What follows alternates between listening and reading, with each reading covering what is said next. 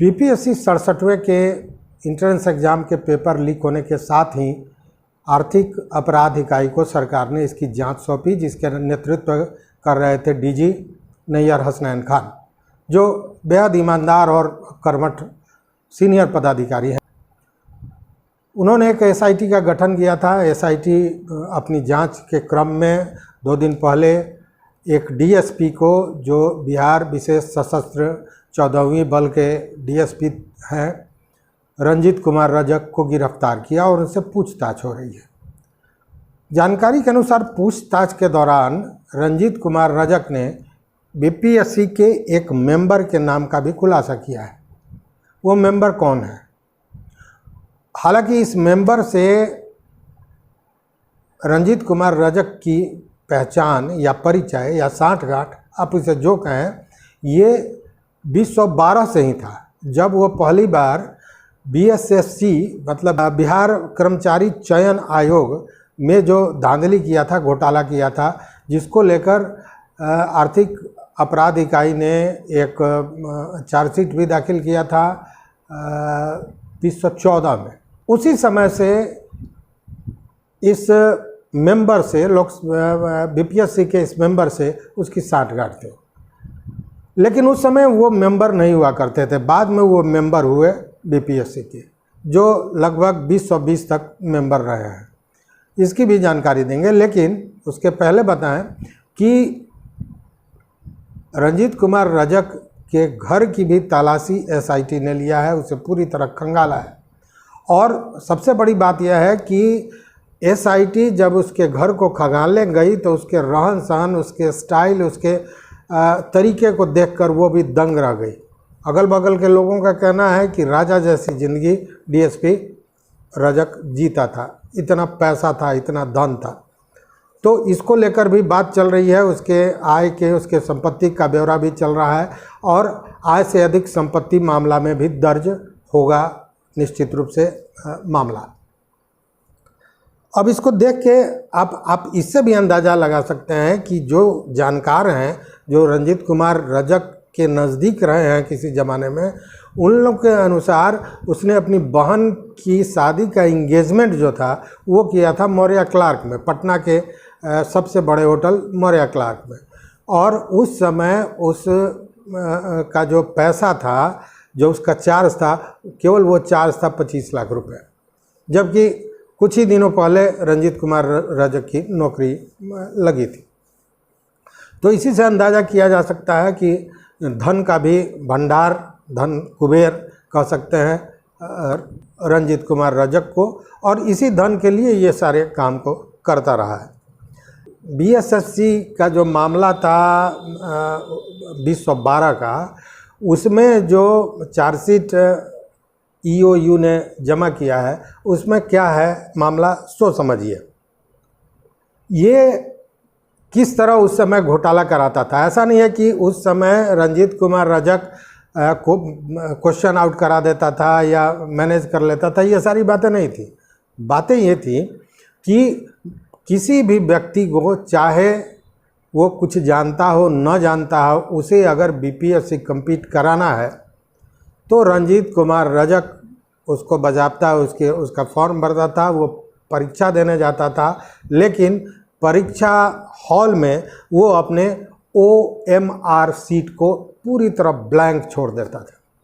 और फिर बाद में मैनेजमेंट का मामला होता था, और तब वहाँ पे जो कॉकस था, जो इन लोगों का एक अपना ये पाप का जो एक अखाड़ा था, ये लोग वो खाली ओएमआर सीट में सही उत्तर भरते थे और उस आदमी को पास करा देते थे।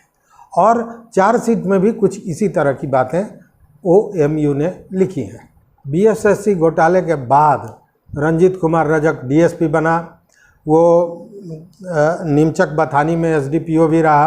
रंजीत कुमार रजक की बहुत अच्छी, बहुत बड़ी पकड़ थी राजनीतिज्ञों के साथ, थी नहीं है राजनीतिज्ञों के साथ। सिपाही भर्ती के समय अगर उसके टेलीफोन को खंगाला जाए तो एक नहीं कई बड़े राजनेता का टेलीफोन उसके यहाँ जाता था और बाज़ाब्ता नाम लेकर कि इसे सिपाही भर्ती में इसकी नियुक्ति होनी चाहिए, इस तरह की बातें होती थी। मतलब कि इसमें कहीं ना कहीं राजनीतिज्ञों का भी बर्दाश्त उसे प्राप्त था। नहीं तो ये जानी हुई बात है कि एक डीएसपी, ठीक है, वो अपने स्तर के बड़े पदाधिकारी होते हैं, लेकिन इतना बड़ा जाल वो नहीं बुन सकते थे। उसके पीछे कहीं ना कहीं निश्चित रूप से राजनीतिज्ञों का भी सह रहा होगा।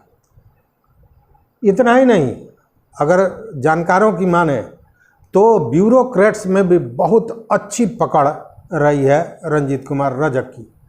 ऐसे जो गया के रामशरण सिंह इवनिंग कॉलेज के प्रिंसिपल शक्ति सिंह पकड़ाए थे, उनका भी फोटो वायरल हुआ था कुछ राजनीतिज्ञों के साथ। ये जब अपना पेट्रोल पंप खोला तो पेट्रोल पंप का इसने उद्घाटन कराया उप मुख्यमंत्री तारकिशोर प्रसाद से। उसके अलावा भी बहुत से राजनीतिज्ञ हैं जिससे बहुत बेहतरीन संबंध, या आप उसे जो कहें, रहा है रंजीत कुमार रजक का। अगर जानकारों की माने, जानकारों ने जो कहा है वो सुनने के बाद लगता है कि क्या ऐसा भी हो सकता है। मैं जानकारों की बात इसलिए कर रहा हूँ कि ये ऐसे लोग हैं जो कभी रंजीत कुमार रजक के साथ तो नहीं रहे हैं, लेकिन आसपास रहे हैं और उनकी गतिविधियों पर इनकी गहरी नज़र रही है। कुछ लोगों का तो यहाँ तक कहना है कि अगर रंजीत कुमार रजक से पूरे ढंग से पूछताछ होती है तो उससे जो खुलासे होंगे उससे पूरी सरकार हिल जाएगी। आखिर इतना बड़ा दावा अगर कोई कर रहा है तो इसके पीछे कुछ ना कुछ होगा। और इसकी पुष्टि करता है एक और घटना जो रंजीत कुमार रजक ने की थी। जिस दिन 8 मई को पेपर लीक कांड हुआ, 8 मई को ही रात तक जांच टीम गठित हो गई और 9-10 से शुरू हो गया था छापेमारी। और जैसे ही छापेमारी शुरू हुई, इसको लेकर रंजीत कुमार रजक ने अपने टेलीफोन को तोड़ के फेंक दिया। टेलीफोन में बहुत से राज छिपे रहे होंगे। अगर उस टेलीफोन का फॉरेंसिक कराया जाए, उसकी सारी चीज़ों को निकाले जाए तो बहुत से मामले सामने आएंगे। उसमें बहुत बड़े बड़े पदाधिकारी आएंगे, बहुत बड़े बड़े नेता आएंगे जो कहीं ना कहीं रंजीत कुमार रजक को सह दे रहे थे। रंजीत कुमार रजक उन्हीं के पावर पर, उन्हीं की ताकत का उपयोग कर रहा था और सारे लोगों को मैनेज कर रहा था। क्योंकि इसी मोबाइल से पता चलेगा कि रंजीत कुमार रजक किन किन लोगों से बात करता था, उनमें कौन कौन राजनीतिज्ञ थे, उसमें कौन कौन वैसे लोग थे जो सरकार के बड़े बड़े ओहदों पर बैठे हुए हैं। उसमें कई आईएएस ऑफिसर की भी बात आती है जो रंजीत कुमार रजक से नज़दीक रहे हैं। एक और बात की जानकारी हुई है जो पुष्टि हो गई जांच के बाद। गया सेंटर पर जहां से शक्ति सिंह गिरफ्तार हुआ था और वहीं से ये सारा मामला निकला था रंजीत कुमार रजक का, वहां पे किन किन छात्रों का सेंटर पड़ा था, केवल इसको भी खंगाल लिया जाए तो मुझे लगता है कि वो सारी बातें आ जाएंगी कि इस रंजीत कुमार रजक का संबंध किन किन लोगों से था। बताया ये जाता है कि वहाँ जो परीक्षा देने वाले परीक्षार्थी थे उनमें कुछ वैसे भी लोग थे जो सरकार में बड़े ओहदे पर हैं या सरकार के बहुत नज़दीक हैं, कुछ बड़े राजनीतिज्ञ हैं। इन सारे लोगों से संबंधित या उनके रिश्तेदार या उनके चहेतों का सेंटर गया में दिया गया था और वहीं से टोटल मैनेज किया जाना था।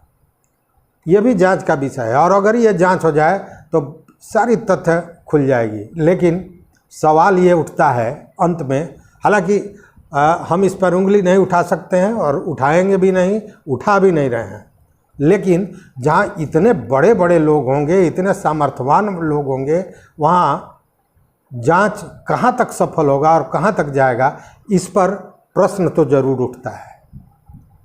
तो देखते रहिए फाइनल पोस्ट, और भी जो खबरें अपडेट होंगी हम आपको बताएंगे। और अगर चैनल पर नए हो तो निश्चित रूप से सब्सक्राइब कीजिए और बेल कॉम को दबा दीजिए ताकि जो हम वीडियो बनावे वो सबसे पहले आप तक पहुंचे।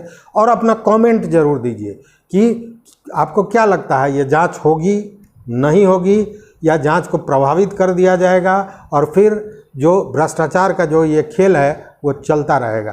क्योंकि गंगोत्री ऊपर से बहती है, भ्रष्टाचार जब तक ऊपर से नहीं कम किया जाएगा, नहीं बंद किया जाएगा, नीचे से भ्रष्टाचार, बहुत छोटे तबके से भ्रष्टाचार को रोकने का कोई माने मतलब बनता नहीं है। और आज की स्थिति में, परिस्थिति में यही हो रहा है।